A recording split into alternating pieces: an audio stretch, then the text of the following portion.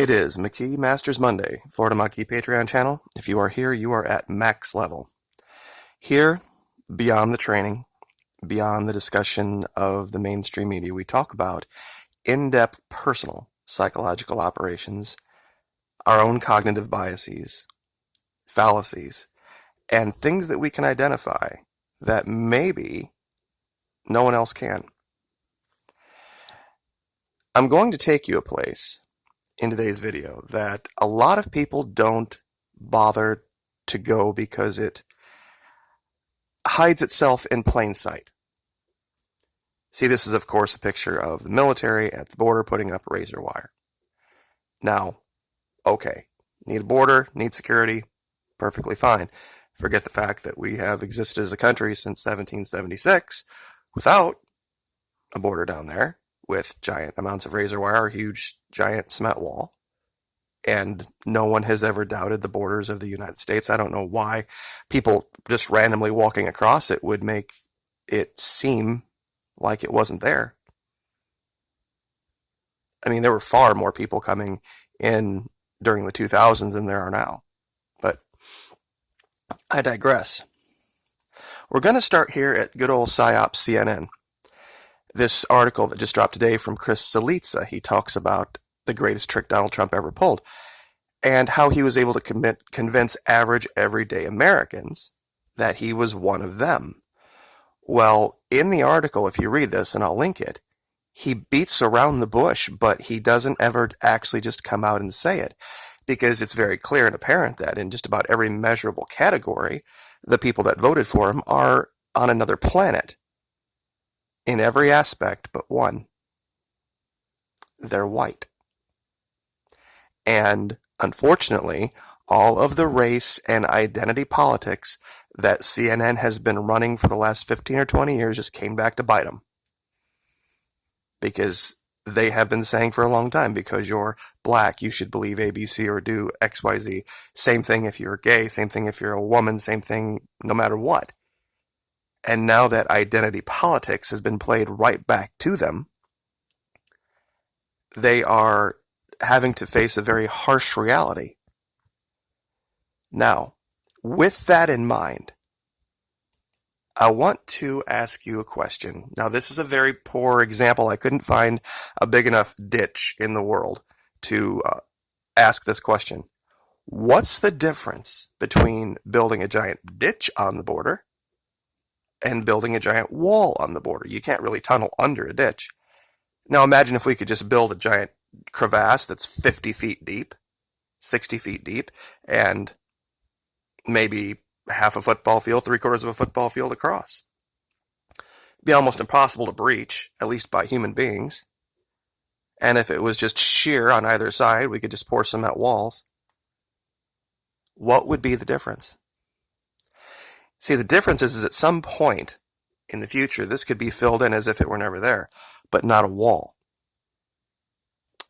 It goes to the mindset of our leader, and I'm going to take a leap here to talk about, I really honestly believe after 9/11 that Donald Trump snapped because he had felt secure. He had felt at peace and safe in Manhattan, in the island of Manhattan. That the first terror attack in 93 failed because the building didn't come down. But watching those two towers come down made him feel vulnerable, made him feel exposed.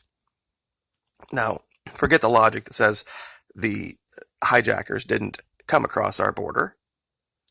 The man has a fear of death, a fear of insecurity. So, he is attempting to immortalize himself in order to deal with his fear of death. And this is something that comes to men that age. They see their life at the end, and they wonder what's going to be beyond. Sorry, I can't really go 5 minutes talking without coughing. I don't know what's going on with me these days, but it's a philosophical argument, but I want to also illustrate another point that shows what he has in common with the people who voted for him. As our population is aging, other than just being white. I think there's a lot of people out there that have that same fear.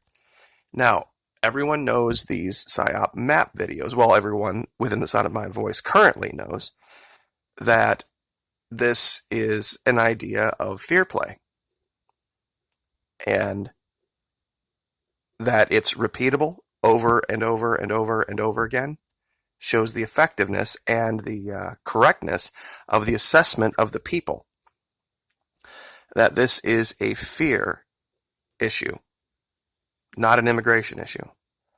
Because let me ask you a question, and I say this question in a rhetorical sense, just to create the thought process in your mind.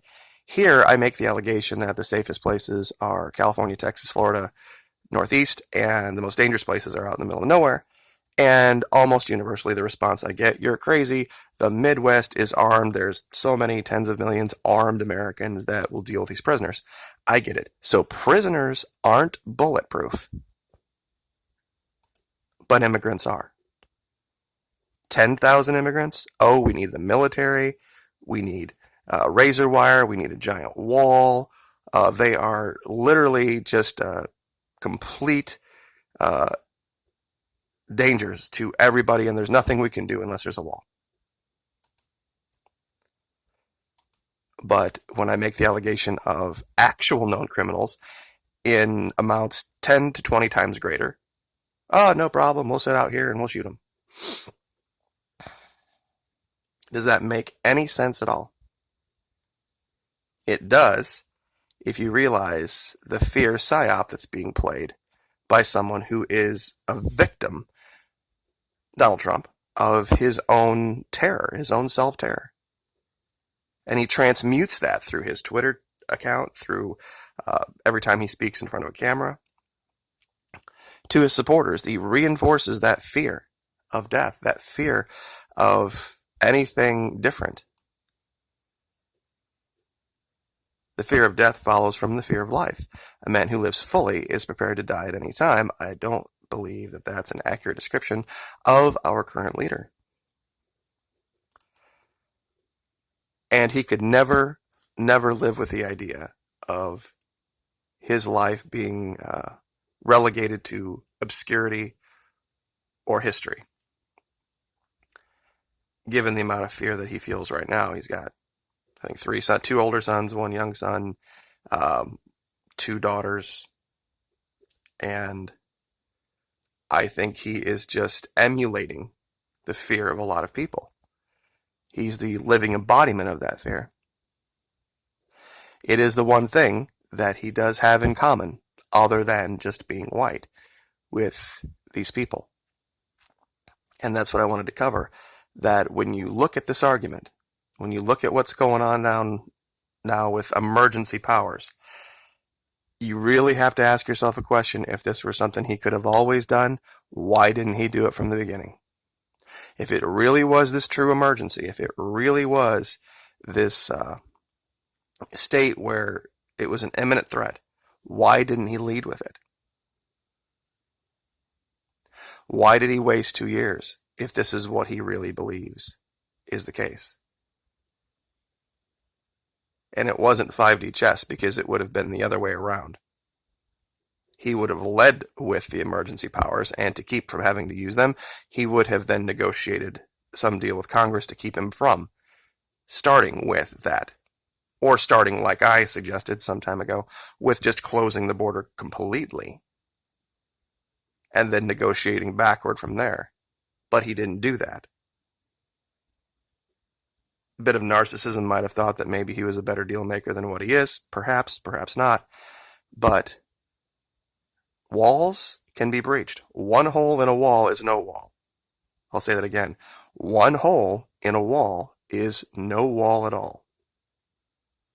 2,000-mile wall with one place where there's no wall might as well not be there. So I guess we will leave this there. But this is the idea. Sometimes if you really focus down on what's being said, what's being dealt with, and the mindset of your target, you can come to some pretty amazing conclusions. And then based on those conclusions, you can move forward. Thank you so much, guys. Like, share, subscribe.